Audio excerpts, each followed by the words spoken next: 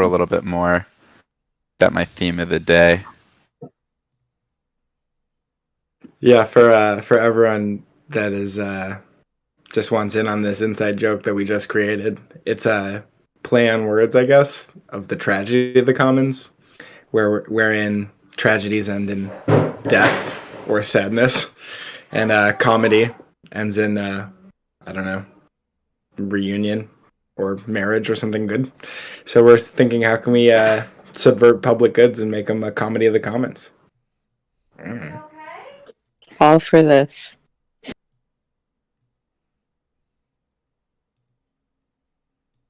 Sid here with the glider. Always nice to see the glider out. Yeah, I'm very looking forward to this session. Z, Laura, everybody's showing up. Sorry, I was getting water. Hello. Hi, party people. So I don't know, Lynn, if I should let you get everything rolling. Yeah, so Wait for a couple of minutes. we usually wait for about 5 minutes just to make sure that everybody comes in, and just so right now, usually the first few minutes, just chill, like until like 10:05. Puns as a public good? Yeah. Just keep riffing. Yeah, no. How's everybody? Joke Dow. Doing well. How are you? Actually, by the way, for everybody on this call, we have Josh here. Actually, Josh, you can maybe introduce yourself just for funsies, because everybody you see here are just like regular attendees, so we're kind of familiar with each other. And Cool. so, Josh, thanks to Josh for being here. Yeah, so going to be our scribe today. Yeah, I'm working in Developer DAO, scribing kind of all over the place there, but I'm really interested in public goods and what Ryan has told me so far and from last week's call. I'm really excited to be here, so yeah, I'll be taking notes, but also trying to participate a little bit. So yeah, nice to meet y'all. Yeah, and Josh, honestly. And Lynn, yeah, thank you for inviting me. Yeah, I'm really excited to have you here because Josh writes really good notes, guys. So for future calls, by the way, I'm going to say this right now. For future calls, we're going to have some really vague notes. We're going to have awesome notes. Like anybody who's a video person, we have Henry streaming it here. Anybody who's a reader, we have Josh scribing. If anybody's interested, we're also like looking for people who are, like can connect these dots, an actual written material for publication. I think Josh's notes are going to be amazing, but if anybody's more interested... Anyone else want to get on their camera? Oh, yeah. It's a norm that we're setting here. Oh, it's absolutely... Laura and Sarah, I see you're loading things. Oh. A good handful of loading things. Lynn is loading. Yeah, we love people's faces if you guys are coming in. I think Mar, welcome. Maria, I think you're new to the call, right? Or Laura. Oh. Either one works fine. Yeah, I'm usually hanging out at MMM, but really interested in what Ryan's up to, so wanted to come in and take a listen. Thank you very much, Henry, for this stream. Yes. I also I think are we live right now? Okay, so we can start in a minute, but I also want to hello everyone out there on the internet. Yeah. We're just giving everybody a couple of moments to stream in here for today's public library call. Today we're going to be talking about the future of public goods. I'll be leading the discussion today. I'm Ryan Petrov, RyanCoordinator. Right now I'm working with Developer DAO, and Developer DAO is all about training developers, bringing developers into Web3, and building public goods. So developing developers to develop public goods. We're still working on the exact slogan. But for anyone who has a public goods project that needs developers or needs a home, please get in touch. Developer DAO is actively looking for good projects, maybe an anti-Sybil identity layer, maybe any other project that that is going to be like a big ecosystem group hug. We're looking forward to maybe putting out a request for proposal. But if you get in early, maybe we'll just like your project so much that we don't need to do a request for a proposal. Hey, Scott. Welcome. Glad to see everyone getting in here. Hey Ryan, just a heads up, Hello. there might be a slight delay with your audio, just so you know. Maybe. So, Lynn, I'm kind of waiting for your permission to really get started. No. I don't know if that's- Yeah, I actually thought if you that's already not started, right. but I think the delay audio is fine as long as it doesn't really interfere with the actual thing. I would say for everybody in this call, make sure Can't that you hear guys you, Lynn, if you are speaking. can you hear me? I can. You guys can hear me? I gotta reload. Okay, that's what's So- going on. I think Ryan can't hear anyone because he was like interrupting people. Yeah. Like that's not Ryan That makes doesn't do sense. that usually. I know. I was like, what is this awkward? Yeah, I was like, should I be That's just the speaking? pressure of the stream. He is like, all right, we're on. Hello, internet. Like, I just, I know who's like Blinding presenting. light. It's like, it's Okay, okay, man. so- Like, small audience. So, in the meantime, I'm gonna try to also text Ryan. Also, for everybody in this call, we have a thread. So if you guys can like locate the thread, Ryan, can you hear us? Yes, now I can hear you. That was it was very strange because I felt like it was just me and Josh and Ben hanging out. I was like, shouldn't I be able to hear everybody else? Oh no, we were speaking. I don't know if you heard We're us, just but I must have seemed interrupting very everyone. rude. I Internet, didn't want to computers. be rude. But yeah.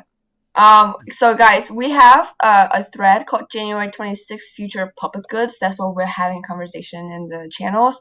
I would ask for, if you're new here, I would absolutely recommend you guys checking it out, because for those who are not like more of a speaker, they love typing, the sharing threads. Conversations like articles and really insightful thoughts. So check out both. We also have the YouTube streams where those conversations will also be on the YouTube screen. I would say that it's beneficial for you to go check the thread for links and whatnot. So there you go. Just want to kind of give the introduction there. And Ryan, you also definitely go ahead. Can I just jump in really quick? Thank you very much, and thank you so much to everyone for being here. I'm so happy to have so many great people here. I'm really looking forward to our discussion today. I've got the thread up on my second screen, so I'll see your questions there, and I hope we can get this nice and lively. So the topic today is the future of public goods. Public goods are doing pretty well today, but how can we make them the future of humanity? How can we make public goods a household term that people discuss over the breakfast table? How can we get the UN and our national legislatures filled with people who bring with them to work every day a public goods perspective, who really care about building public goods? That's a question that's been driving me for years, and now I'm seeing a path forward to making that happen with the public school, and I'm going to ask for all of you to participate and help out. So a little bit about me and where I'm at right now. I've been a technical educator my whole life, a teacher, tutor. I founded a school where we taught 3D printing and game design in public schools, and that was pretty cool, but it was kind of like teaching literacy in a prison. Like, you can make them literate, but you can't really liberate them. So a lot of learning there. And what I'm doing now is teaching developers at scale at Developer DAO, where our mission is to train Web3 developers, bring Web3 developers into the space, and build public goods. So we're in season 0 right now. I'm helping shape up our operations. And in season 1, we're looking forward to having a few priority projects where we put our developers to work building public goods. And thank you to Scott and Gitcoin for our first mutual token grant that's making a lot of this work possible. If you or your organization has a public good that needs developers or needs a home to be developed at, please reach out to me and reach out to Developer DAO, and we will make it happen. Or we can just give you a couple of devs. We've got developers. We need the rest of the community to come in. So we are training developers and we're building public goods. And Developer DAO is great for developers. But what about everybody else? What about everybody else who is a university student, or they're trying to switch careers and they want to work in public goods? They've seen enough of the other side and they want to devote the rest of their life to working for the betterment of humanity. The public goods school is the answer to that. And that's what I'm here to talk about today.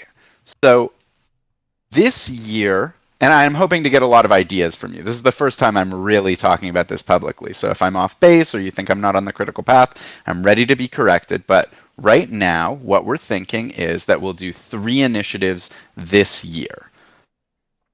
The 3 initiatives will be content, mentorship, and a work rotation.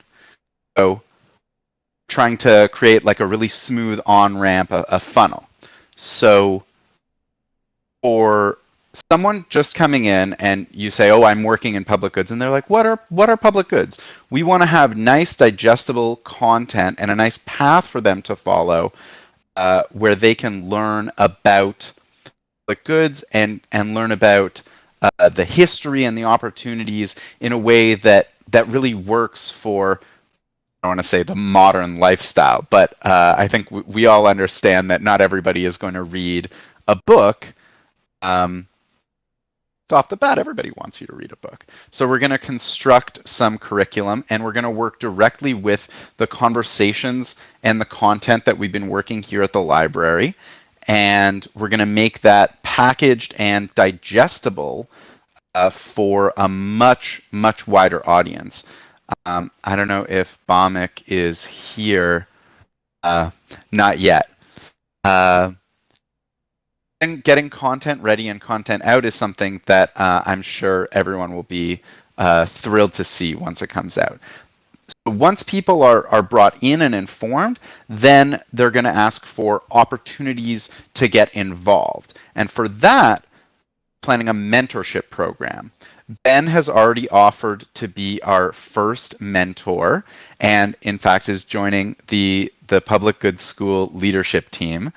And mentorship program will bring pillars of the community, people with experience in public goods, stewards from organizations like Gitcoin and ENS, together with people who are new coming into the space to give them the experience and the mentorship and the coaching that they need to succeed and identify opportunities and participate and make their life in the space. And to go along with that, we're also going to have a work rotation program where we place those mentees at companies and organizations like Gitcoin, like Developer DAO, and like all the other public goods organizations out there that you might care to name. That I have a long list of names, but I haven't been able to meet with all of their leadership yet, so I don't want to call them out here.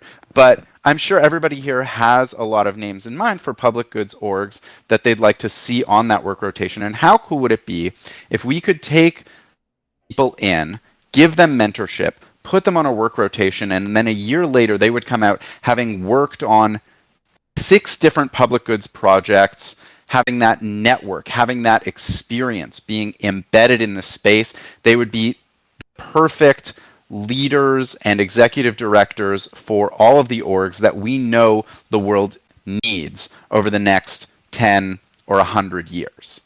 So that's what Public Goods School is about growing innovative leaders. Those 3 projects focus on adults and I think are going to be a smashing success. But even if they succeed, I won't be satisfied. I'm not done.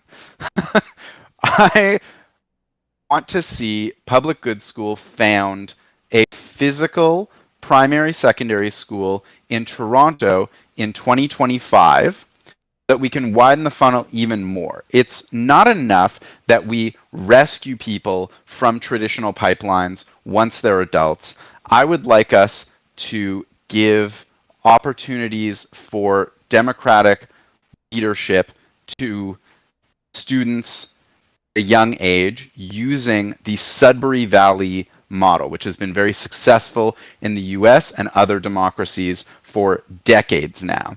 I visited a couple of them. I'll tell stories about that. Very inspiring, very cathartic.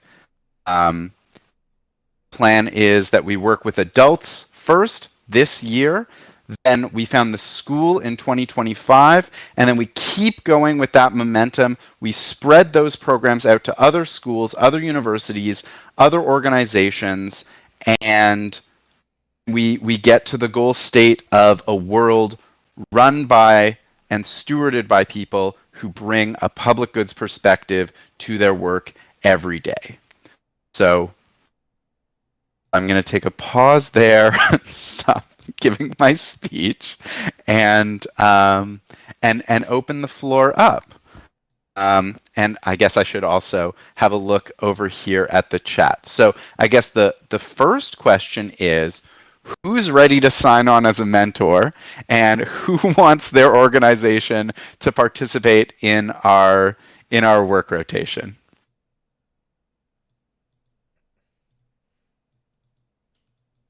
Who has any questions at all? I know I have this very formal voice going on, but this is supposed to be an open discussion. So, I mean, a good question, I think that, because I love how enthusiastic and passionate you are about public goods. This is obviously the space for people that are passionate and excited about public goods. Just like a simple question, why? Like, why do you care about public goods so much? Why go through all this trouble? Why is it such a important thing to you? Why create the public goods school? I'm just like your perspective. Would love to hear that. Sure. I have a pretty deep why on that. And like so many whys, it's a deep personal, emotional reason. So I have been involved in education my whole life, first as a student, of course, and then as a tutor and a teacher and a counselor and all these other things. And the framing was always not quite right. And I've been through private schools, I've been through gifted schools, I've been through advanced schools, if anyone knows what UTS is in Toronto. I've been through the best that there was to offer, but I never felt I was treated with respect. I would always ask, like, isn't there somewhere I can go to work for the betterment of humanity and be treated with respect? And the answer was always no, and why would you even ask that? Like, how dare you? To make the answer short, I don't want to live in a world where that continues to be true. I won't be satisfied until students who say, isn't there somewhere I can go to be treated with respect, can be told, yes, you can go to the public goods school. You can be in control of your own destiny. You can pursue your own advanced research without being told that you're disrupting class by trying to study calculus when we're working on algebra. I tried to get involved directly with reforming the existing school system. I ran some Arduino clubs, which is a free and open source hardware and software thing in Toronto, and the school board assigned a specialist to oversee the program. And I'm sure everyone here is at least peripherally familiar with Creative Commons, but for anyone who isn't, Creative Commons is an alternative to copyright. It's a license that says, please use this, please make copies.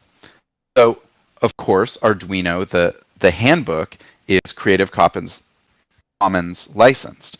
And when the school board sent their specialist, who is in control of all the Arduino clubs at all the schools, and I asked, why don't we have instruction books for the children, which obviously they need handbooks, I was told that it was copyrighted and they're not allowed to distribute them.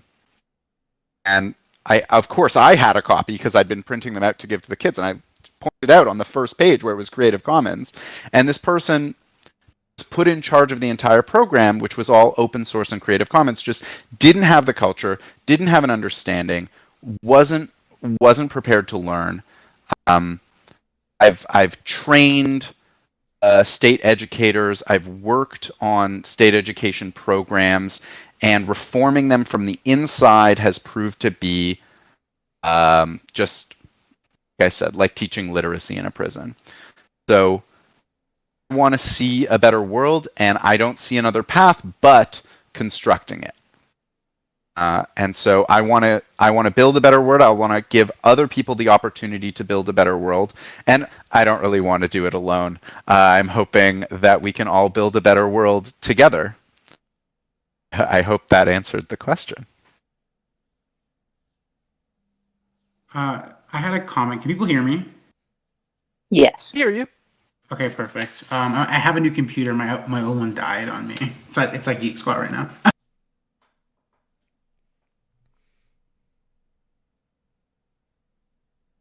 Oh, we lost you after you cut off after Geek Squad. Yeah.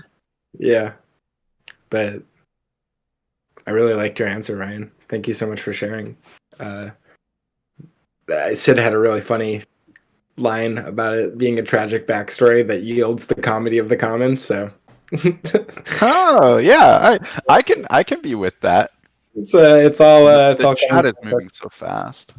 I feel like there was a lot of emphasis on the public part. Yeah, do you want to jump in? Somebody, you got a question? I didn't mean to interrupt. There's a kind of cool kind of idea jam going on in the thread around like what might be the curriculum or even just elements of the curriculum, and I wanted to know kind of what thought has been has gone behind that at all.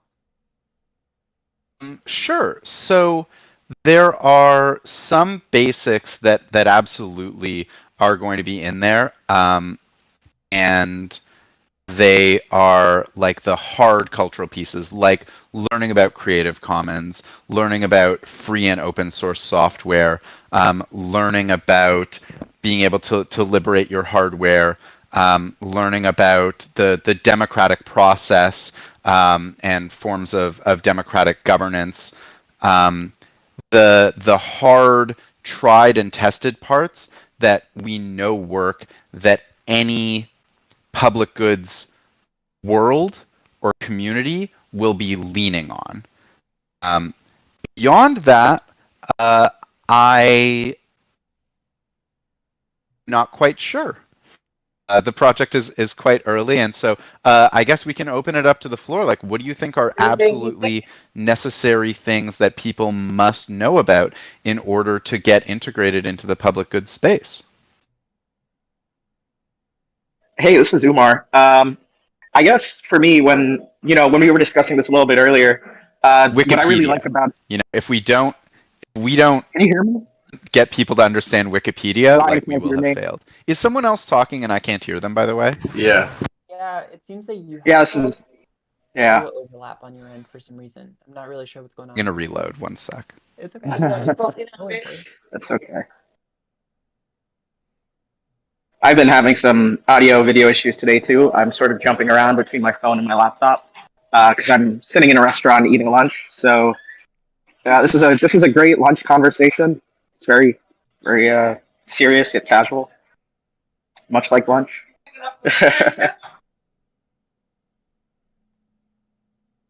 Yeah, I'm definitely in the same space.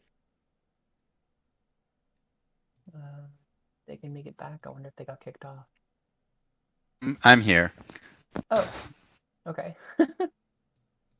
Hey, Pan, by the way, we can barely, I don't know if you were talking there, I could barely hear you. Okay, can you hear me better now? Is that better? Yes, a bit better, yeah. Okay, interesting. So, Ryan, before you lost audio, I was just going to say that what I really like about this school is sort of the ability for it to give students the choice to choose their own curriculum. I remember in last week's public goods conversation, we were talking about like the fast foodization of education, and also how like boot camps make cookie cutter students because they all have to go through the same curriculum.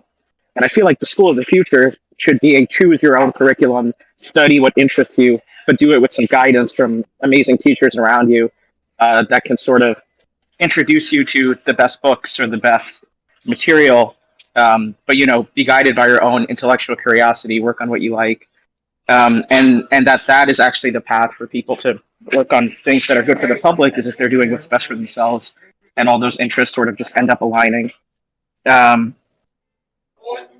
I love to know what people think. Absolutely. Thank you, Umar. Of course. Something that just comes to mind immediately is that it feels like good is subjective, but public is objective, in that you can debate what's good or not, but you can't debate how many people are included in the public. And so as long as you have a really like the broadest public possible, then people can create like core curriculums within, or like choose your own adventure within. And so it's about like non-rivalrous, non-excludable publics more than it is about goods. I think. I don't know. I'm just thinking out loud. I just came up the stairs. Sorry, I'm out of breath as well. Everyone's being so apologetic today. That's so funny. Lonnie, were you going to say something? You seemed like you were ready to. Yeah, like kind of tagging Ben on what you're saying, I feel like maybe the most important thing to teach is philosophical, is the shift of mindset away from, I don't know, I think like, most people pre-Web3 were operating under these like assumptions or conditions of society that things are just the way they are and corruption just exists this way, and like we live under these oppressive bureaucracies and corporatocracies and oligarchies, and like we just have to kind of deal with it. And I think like maybe the most important shift like in a mindset to public goods is that we could reimagine the structures of society in a very different way, and to like make that really fundamental in the educational model, that you're teaching kids to think outside of the box, and that there is no box and like to help them stretch beyond whatever the current quote unquote reality is, into the limitless possibilities of what we can construct when we like prioritize the well-being of planet and people over profit. Well, okay, so there's something really interesting here that I have been thinking a lot about as well, just specifically because I've been like, I do this thing where like if I believe something too much, I start really deeply investigating the opposing opinion. So like I've being entrenched in Web3 in the way that I am, and the way that many of us are, I have another Twitter account that's really deep into anti-crypto Twitter. And just like I like things I disagree with is like how I operate that Twitter account, just to dig deeper into it. And what it's gotten me thinking about a lot is like the narrative that surrounds our space doesn't get broadcasted enough as being something that is intending on being good for everyone and useful for everyone. And it's like actually the founder of our company made the point recently and was like that was really kind of powerful. And he was like, look, like you can differentiate us from like the quote unquote crypto bros, but you also have to recognize that they're part of your community. And so how can you convince people who believe that a profit-driven mindset for what this space can be and is, how can you pill them on the idea that that's not actually the long-term point, And so that's where like I think this theme of education really becomes really strong, is like, how do you teach an ethic? How do you teach like people who believe like it's you come in here and you're like, yeah, I made like a 10x on this like one token, and that's a big deal. And then like, let me teach you how to do that too. Like you're like, yeah, can we explain why it is that you feel motivated to do that? Are you really just compounding your wealth so that you can become part of an unequal system? Or are you trying to say to people, and this is really what I think gets missed a lot of the time, are you trying to say to people like, hey, you can put yourself in a position to make wealth where you weren't able to make wealth before? And all of the systems that are that surround us at this time, and that society is comprised of, like that people generally from the anti-crypto crowd are honestly kind of weirdly bought into. Like those systems are not going to give you what it is that the opportunity could be here. And it's like, a rising tide lifts all ships kind of thing. Like if we are able to recognize that everyone who's in this space is in it because of a common ethic, regardless of how it is that they're delivering it, and unfortunately sometimes the delivery is rather bad, then that's maybe the education that needs to happen. It's like we also need to do education within our community of having people recognize what it is that we're actually trying to do with these technologies, like properly educating like crypto bros on what OSS actually represents as like a public good service and so on. So that's something that comes to mind a lot, is like I think there has to be a broader education for what it means to be in Web3, because I think that there's so many different narratives, Yeah, there's a piece of philosophical judo that's available there for someone who comes in to a conversation, and their point of view is that they care about personal capital and personal wealth creation the most.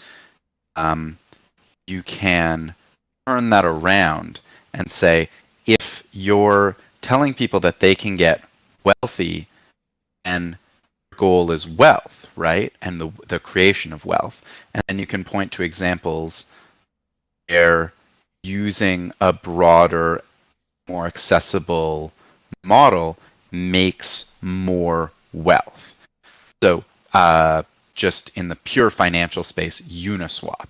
Uniswap has created more wealth for more people more quickly and in a more available way than so many other private exchanges that tried to do the same thing and maybe succeeded on their own terms but failed in a global sense, because Uniswap followed that public and accessible model and built a protocol instead of a closed platform. And I feel like an analogy to that kind of philosophical judo is available wherever you see people who have good intentions but maybe haven't fully digested entire consequences of their priors. I love a bit of philosophical judo. I love when it happens to me too. That's so much fun. Pan, I would say, like, I think the best response that I have is like to just lead by example. We keep building these spaces of dialogue and conversation, and like also just in the way we're building what we're building, we choose to create within that ethic, and keep also like redefining what is that shared ethic, and just keep leading by doing. I think for me, that, in my opinion, that's like the most powerful way, is to lead by example. Madam Cult Theater, I think you have something to share. I'm sorry, like I don't know what's wrong with Discord today, but like it's not working for me. But hopefully I can hear you. Perfect. So I just had a few comments that I wanted to make. I think the first that's kind of in my mind is that I think public goods are preceded by material stability, right? So I think that one thing we run into is that like who cares about a public good if I can't afford like health insurance? Right. So I think that like that is where the tension for a lot of people comes up, where it's like, how do we funnel people into a public good understanding when their material needs aren't even met? Right. When I like can't have like sustainable, affordable housing, like it's like the public goods conversation in terms of like building new systems is like, I think when a person is not safe, becomes very challenging as a conversation of like convincing. So like I think that's something I've been thinking about a lot, of like how do if we want to convince people, especially like I'm in the United States, so like if we want to convince people in the US who are like going bankrupt because they like can't afford healthcare, right? If we want to like get them into Web3, how do we leverage that intensity and that like honestly suffering into what we're doing here? And I think so for me it's more about how do we kind of utilize the energies of the time to make compelling messaging that what we're doing here is the solution to those sufferings. So that means like, okay, so, for me, the framing I've been experimenting with on my Twitter is like, okay, so like maybe Web3 can be a mass organizing tool to enable people to share resources to keep each other's material needs met through USDC or whatever. And then they can start building their material needs and then start building public goods that will sustain those needs. So I think like we need to have more of like a where people are at conversation, because what is happening in Web3 is you mostly have well-off people, including most of us, right, who can work from home, who can maybe get Instacart. Like I'm calling all of us in this moment where it's like, if we are all 100K plus baddies, right, that is not the realities of not even the majority of the United States, but the majority of the world. So we need to like really be cognizant of our own privileges if we want to connect with like mass movements of people, and then understand how we can then connect our narratives towards the goal of like liberation through Web3. So like for me, that's kind of where I see like public goods coming in, is like, we need to address the prefix into what I think it was Pam who was talking. I'm not sure if they're still here. Oh yeah, Pam in the corner. So it's just like what Pam was saying, like I find that the reason people see the crypto bro archetype more than anything else is because of a failing of us to be relatable. Right? Like it's a failing on us that we do not have the discourse to be relatable. So the only thing that people latch onto is the trauma response of, capitalist elites, right? Where people are like, oh my God, you just want to like take more of my money. And then we are not able to communicate. No, this technology is for you too. Do not be clouded, because liberation is hidden by the oppressor, right? That's a thing I've learned in my life, where like the oppressor stands in front of liberation. It's behind them. So how do we say no? Move the trauma aside and see the liberation behind the trauma. So like for me, that kind of like gets us public goods. Public goods is such a heady conversation that isn't grounded. But like maybe talk about public goods of like food security and like those type of public goods. But then how do we connect that to Web3, and how do we connect that to like the Great Resignation? Like how do we connect what we're talking about to what's really going on in the world that people care about? And I think that's different for all of us, right? Like what we personally care about. But I think that's like the challenge I have for all of us is like, how are we relating to our friends who don't care about blockchain, who don't care about Web3? How are we relating to our community members who don't care about this? Like really on the ground work, because like we can make a global thing, but it doesn't matter if it's not connected to local jurisdiction, right? If it's not like, it's like almost like network above the sky that drops down into each community around the world. Like if we don't have that drop down, like we're just like flying in space. I just like thank you for that, for everything you just said, because it's so true. Like one of the biggest things for me is that we fail to be relatable, specifically because it doesn't like you start asking yourself what the network of privileges around our access to the space is, right? And so like the thing that I've been reading about a lot recently is mutualism. And people don't know what mutualism is, and they don't understand that it's pervasive and exists within like we're surrounded by a lot of mutualist structures that exist somewhere between capitalism and socialism. It's like this idea of being able to fund something that people need by creating a self-sustaining flywheel effect of sustainability for how it's built. So, for example, like the things you were mentioning earlier, like healthcare, or like meeting the bottom of your needs, or food insecurity and things like that. There are ways to build structures that are self-funded to decrease the cost of the goods that you need. So, I mean, look, what is a food co-op, right? A food co-op is you have to pay $150 up front to be a part of like for example, where I am in New York, it's $150 for a year. That can be a high capital upfront cost. But then if you have like 1,000 people doing $150, that's a huge amount that co-op then has in purchasing power to be able to reduce the cost of the groceries that you then go to the co-op to buy. And then you also have to pay in the form of your work and stuff like that. So to me, like, I really think that's maybe where we need to be looking at Web3 is like, can we build mutualist structures that then that take people's work at the same time and create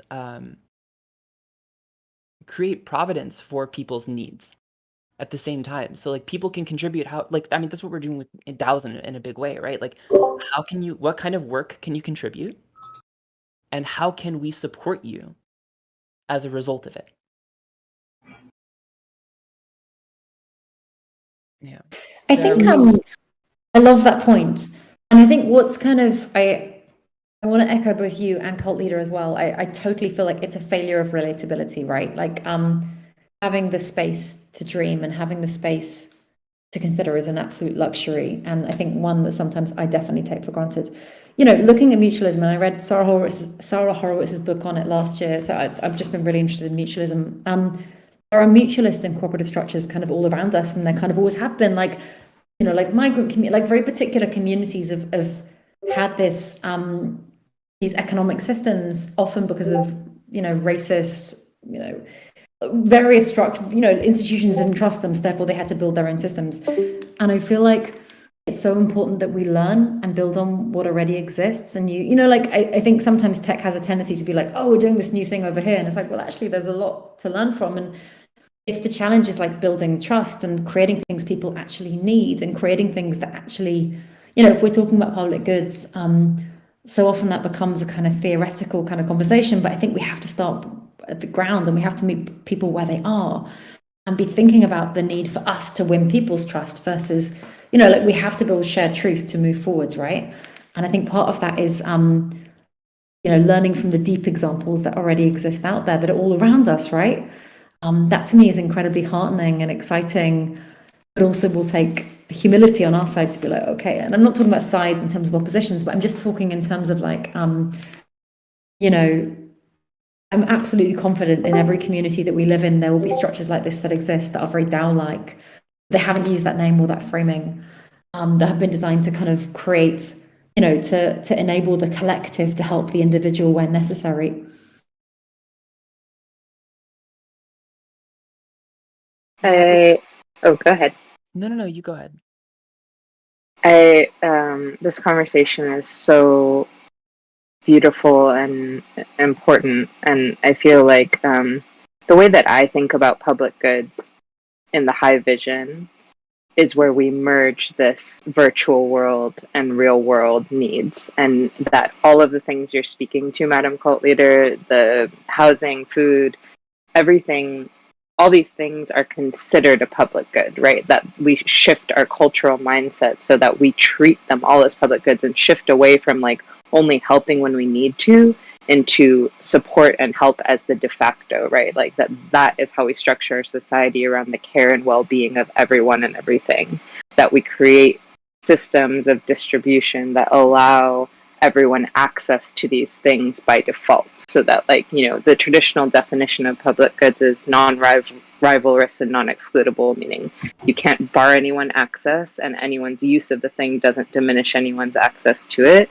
And I think like the world that I see in the future is where housing is a human right, food, high quality food is a human right, and these things are provided by default instead of only when needed, right? That like you can just, and like that we destigmatize, you know, asking for help, that like that becomes a standard framework for how we build our societies. And I think like a really important thing that the pluriverse worlds is getting right is that like we don't know what each individual community needs, and it's like the colonialist mindset to think so. And so the way that I think about it is that what we can build, especially like with an open source tech mindset, is we can build these open source frameworks for how we facilitate access to these essential public goods in the real world, and then open source those protocols so that anyone can implement them within their own community and be resourced in doing so. Yeah, yeah, totally. I'm like, I'm like, Ben, what you're doing is like exactly how I'm feeling. That's fantastic. Because I think that's the main thing is like, I mean, okay, how do we fund public goods is like the constant question we return to in this group. Like, how do you fund public goods? Make public goods fund themselves. That's it. That's what you do. You make public goods fund themselves. How do you fund public goods? Create economic structure for public goods that pays for public goods. You know? Yeah, I was listening to your conversation, and it's really great actually. I think last time I was in that conversation, it was pretty similar. Like in it, but today it's like from what I understand, I think like using the blockchain in a sort of like there's that thing called radical drift network where you can like fund public goods, like it's a social funding network, to create like a circular and sustainable social funding network. And there's that thing called on Gitcoin called Gitcoin Academic. So if you can imagine that where you use that academic, basically I'm thinking about what the cult leader said. I'm sorry, I'm not sure about your name, but I was listening what you said, and I'm particularly like interested into the health care system where you can, how do we bring public goods around the healthcare system? Like it's a really, really like a huge challenge. And I think with the blockchain and these kind of tool like a social funding network, and where you create like a co-op of people, like even like a self-services thing. So like there's people that are like wealthy, they have probably more money than other people, where they can fund more than other people, and you can build that kind of social network where you can basically freely stack up to your amount. Like it's like the green pill stuff that's going on, like where you can pledge some of your total like incoming funds that you had like this year.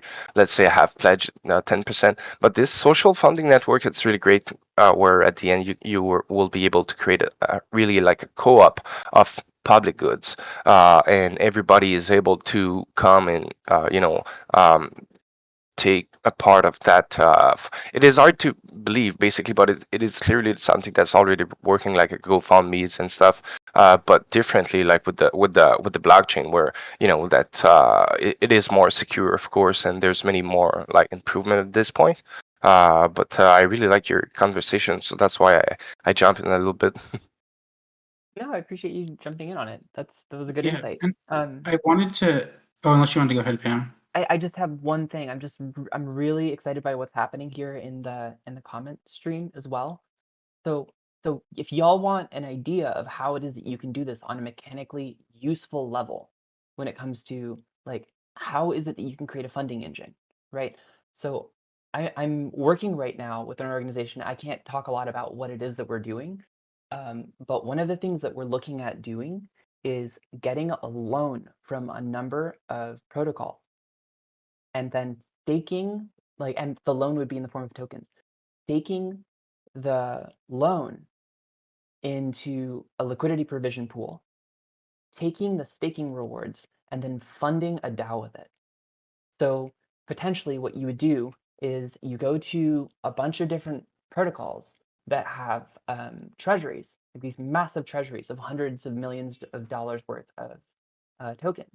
And you go to them and you say, would you commit a portion of your tokens in the form of a loan to our DAO? And our DAO would then take the staking rewards from that committed percentage of your treasury that is in the staking pool. And then that would be what we would use to fund our organization, pay people, and create a flywheel effect. That's a way you Interesting. can do this. That's a way that you can self-fund public goods. Interesting. And Yeah, you know that we have now like MoonSwap too. That like that's the tool that we can swap token between DAOs and DAOs, which can leverage that experience. Maybe just thinking about that. Yeah, go ahead, cult leader. Yeah, something I wanted to add is I think so. Okay, one just observation. I think that the word DAO is a perfect example of like why we're not relatable. Like, what is a DAO?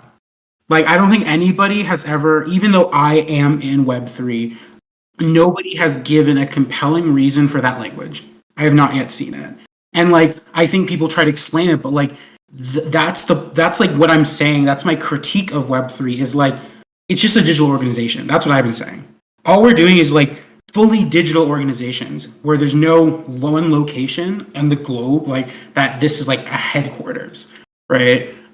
So for me, DAO is a perfect example of the disconnect from everyday people, right? Because it's like decentralized autonomous organization. I'm like, oh my God, what is that? Right? Like, even as someone who's like deeply like academic and who like understands those concepts in isolation, when jammed together, I don't think they make a meaningful understanding for everybody. So like, I am very critical of our language because DAOs, I don't think are actually descriptive of what's happening. I think digital organizations are much more like tangibly descriptive and an understandable metaphor for everybody. And you can have like global digital organizations, you could have local digital organizations, like you have digital organizations that are just in your town, but no one meets up for them. I just think that like, so that's just like my first comment of like, this idea of relatability, right? It's like DAO, the word is not relatable. Like, at least that's my opinion.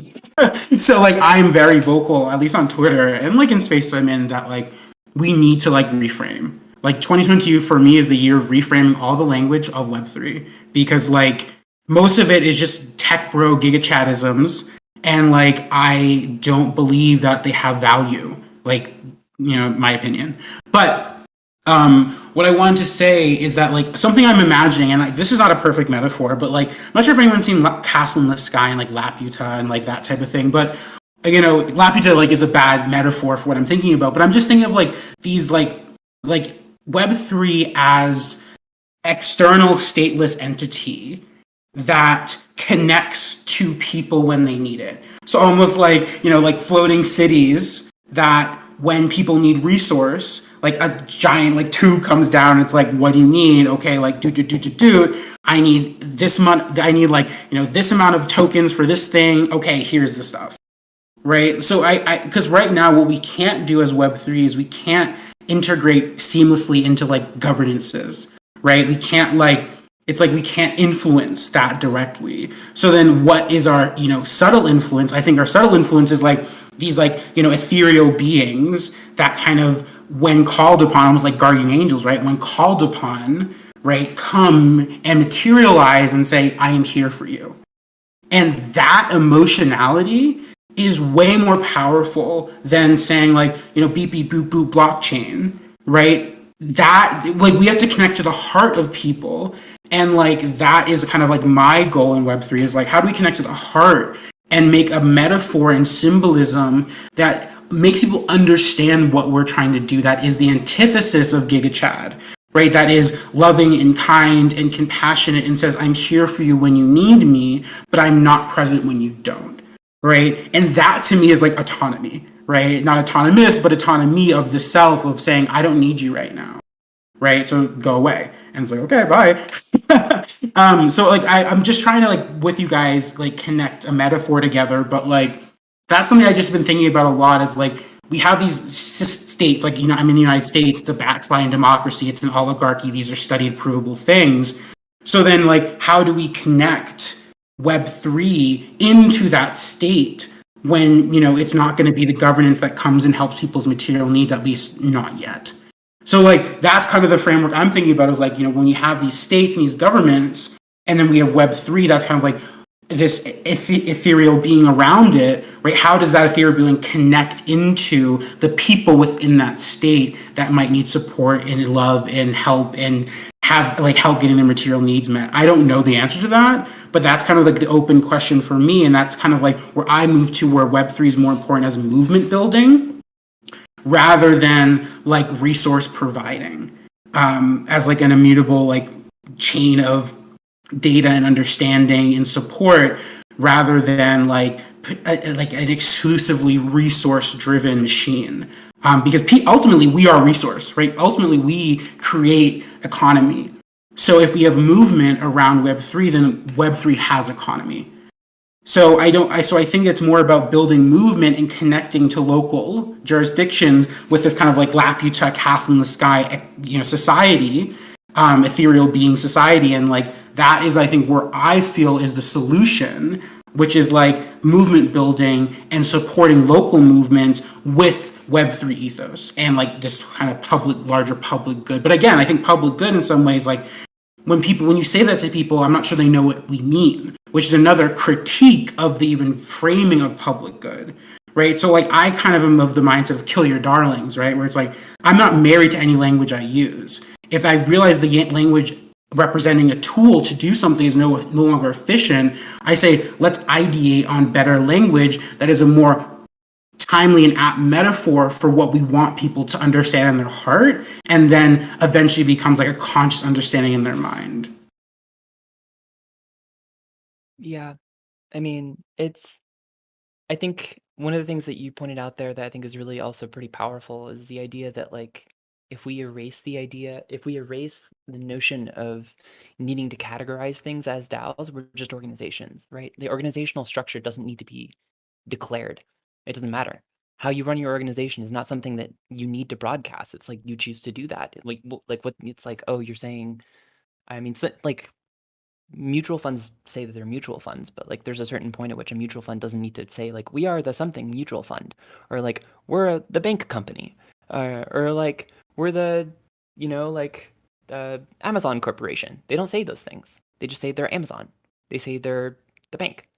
So it's like I think that that's going to be like a really important layer to be able to reach, to be able to have people understand is like this is just an organizational structure, first of all, right?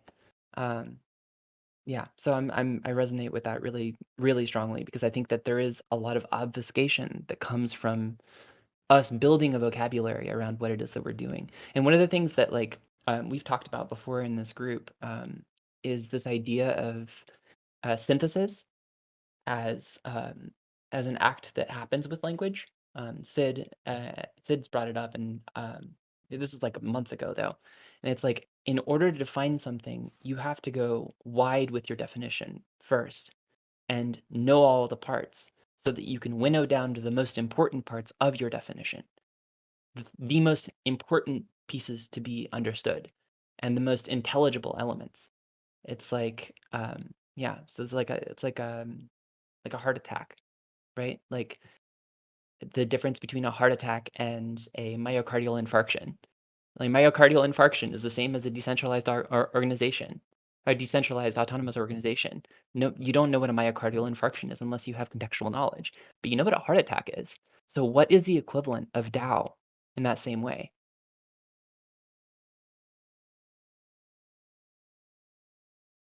Y'all are amazing. I have to jump. Thank you for this week. It's wonderful. And thank you for opening this discussion, Ryan. I really appreciate it. Thank you for participating. Yeah.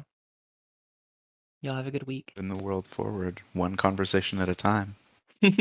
One would hope. But the main thing I do want to say just in the last couple of seconds here is I do think there are things to come out of these discussions that are very useful, specifically with this idea of like getting zero interest token loans and then taking the staking rewards as a flywheel for funding things. That is as wonderful as our as wonderful as these conversations are, specifically around the idea of like how we can create improving systems. There are also some mechanical like things that we can do in order to actually create this flywheel effect and create treasuries for funding things, because that's inherently what we're working in is an economic engine. So it's something to think about. Brings us back to our grounding here at Gitcoin, funding public goods. Has Gitcoin ever made a loan from the treasury instead of a grant? Yeah, I don't know. That's something that Gitcoin would be interested in pursuing. wonder if there's a legal bar to being able to do that sort of thing. I think that'd be really cool. It's definitely one of those like tricky areas that like is like the moment you start getting into any DeFi primitive, like which includes like I mean, you know, DeFi primitives are just other financial primitives, really.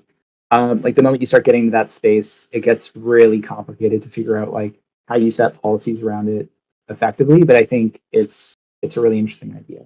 Yeah. Cool. That's good to hear. Okay, bye. Looking forward to hearing how that turns out. Maybe it'll be a model we all do get to copy. We all have a stake in public goods, I guess. Yeah. I think it's interesting that we're talking about the US context where like people don't have healthcare and no one like our collective faith in the idea of like taxation and the government to provide healthcare as happens in other nations is like it's not even an option that's on the table. You might have to work to train people to use democratic dual power structures in order to them the confidence to influence the state. I don't think the state is going away. Actuating it is going to be part of our curriculum. Yeah, I kind of, I really believe in this Buckminster Fuller quote that I think Coach Jay dropped in the chat a little bit ago. I think like especially like we're just witnessing the entrenched corporate power in our governmental systems that is seemingly intractable at this time. And so like the way that I see things moving forward is something of DAOs can evolve to start to meet the needs of its contributors in the ways that we've always like hoped the nation state might, and that eventually that might become I think eventually it might just become the superior option that like people choose it because it's undeniably better, and it's just I mean, I don't know if you can like fully opt out of the nation state yet. Maybe someday you will be able to in a meaningful way. Are there any digital organizations out there that are working like a state, collecting taxes and providing common services? Student unions in universities. Like, I bring it up because I spent several years of my life as a student union rep, and every year we'd get a percentage of student fees that's actually protected in Canada under a series of court cases, and generated a stable base of funding for all kinds of public goods that the students would get from the student societies, different from one university to another or college to another, but I think that's probably the most analogous example I could think of. I guess they're not fully digital, but they do have a digital version of themselves. And I'm curious as to like what's possible when it could be more voluntary. Like we disband the whole notion of mandatory taxation as a practice and rather like start to build these mutually beneficial networks of collaborators, where people are contributing back to their DAO as an act of appreciation, that it's not like something that we do begrudgingly, but it's something we do in appreciation because the DAO serves us just as much as we serve the DAO. One idea that we've been exploring at Developer DAO is the idea of having a regenerative pledge. So developers come in, we train them up, and then when they go out to get big paying jobs, they would choose to, or ask their employer to, pledge 5% of, either in matching or personally, 5% of their salary back to Developer DAO and back to the Treasury for the purpose of using that funding to train new developers and grow the space. And I think DaiWatt is our first taker on that offer. And something that we're gonna continue to develop. One See if interesting. it works out. Whoops, sorry, Ryan. All good, Ben. I was just going to say one interesting model, like when people talk about UBI and like how to sort of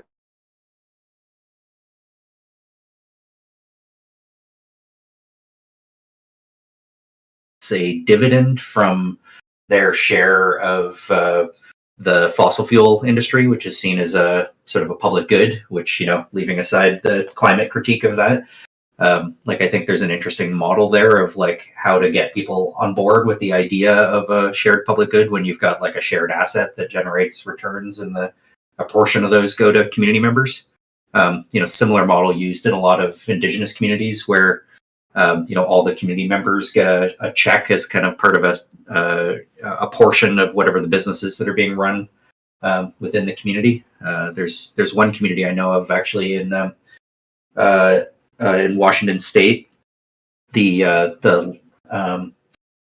Tulalip tribe, that was approached to build a casino actually by the Trump organization long before Trump was the president.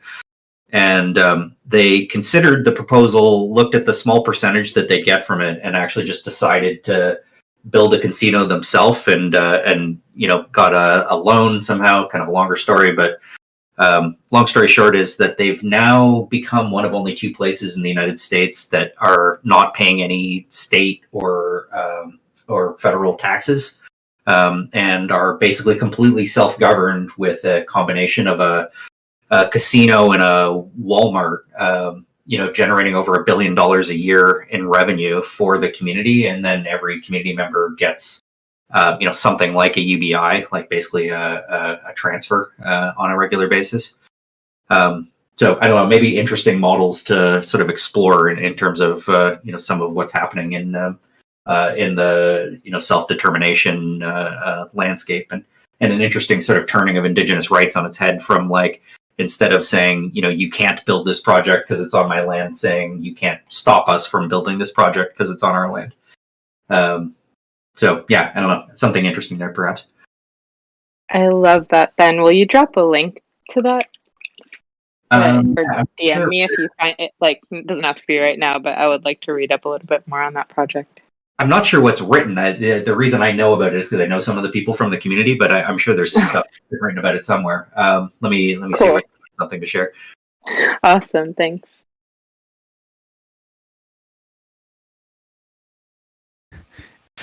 If running a casino is what it takes to keep the public good school funded so that we can deliver education for free at the point of delivery, I'm willing to consider it, but I feel like it might be a little awkward.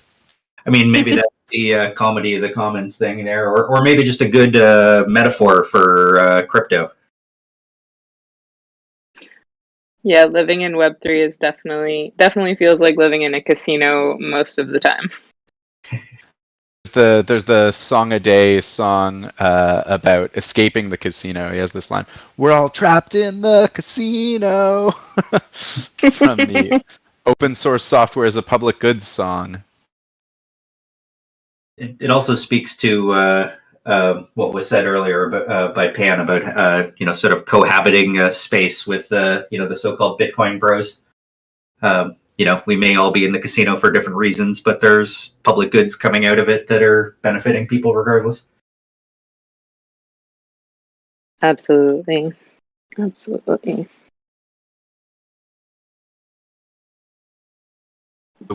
lost Lanny. We lost Lynn. Sorry, Lanny. And I would have expected her to ring the bell at the hour. We're 10 minutes over, so I feel like I should respect everybody's time and close it out. So thank you so much, everyone, for being here. I look forward to advancing public goods and the public goods school with everyone.